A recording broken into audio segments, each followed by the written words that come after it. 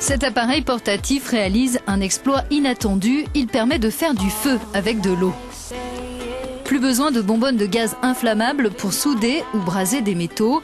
La machine, résultat d'un projet de recherche européen, produit son propre combustible en quantité suffisante. Nous avons ici un système d'électrolyseur.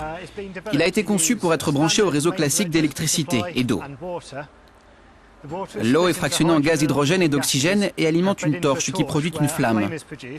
Celle-ci peut ensuite être utilisée pour braser des métaux ou pour toute autre application industrielle où on a besoin d'une flamme. Donc en gros, on utilise de l'eau pour générer une flamme. En règle générale, l'usage des électrolyseurs reste limité en raison du coût élevé des membranes ainsi que du platine et des métaux précieux utilisés comme catalyseurs. Les chercheurs ont donc eu pour objectif de rendre cette technologie abordable.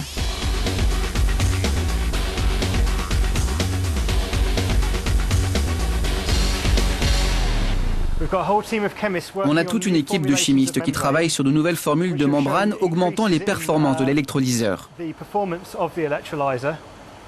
Nous menons aussi beaucoup de recherches sur les catalyseurs pour essayer de réduire la quantité de platine nécessaire et trouver des matériaux moins onéreux qui peuvent être utilisés dans les cellules. Et ces travaux ont permis de réduire drastiquement le coût des systèmes d'électrolyseurs.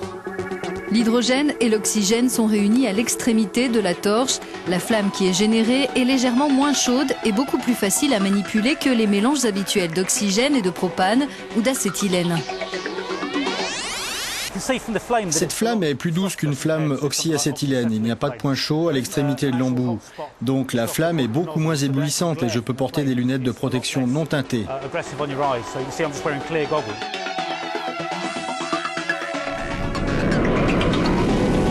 Les bouteilles d'acétylène sous pression présentent des risques et des inconvénients. Leur usage est interdit sur de nombreux sites par crainte de fuite de gaz.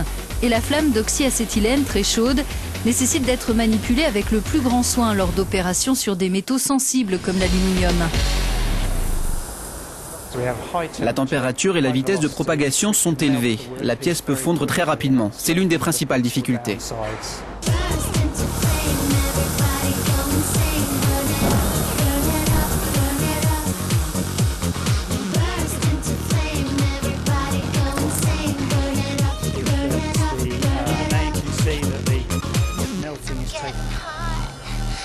La flamme à base d'hydrogène est plus douce mais aussi plus propre dans la mesure où elle ne produit que de l'eau quand elle brûle.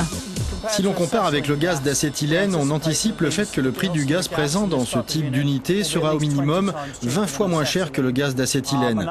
Ça s'explique par le coût du stockage du gaz, des assurances, etc. mais aussi par le prix du gaz pur.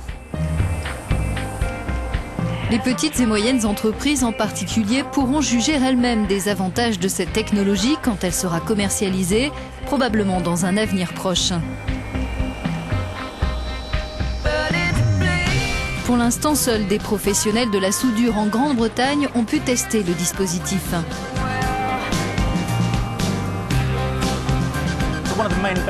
L'un des grands avantages de ce système, c'est que cette torche ne devient jamais chaude, parce que la flamme qui est produite brûle à l'extérieur de la torche.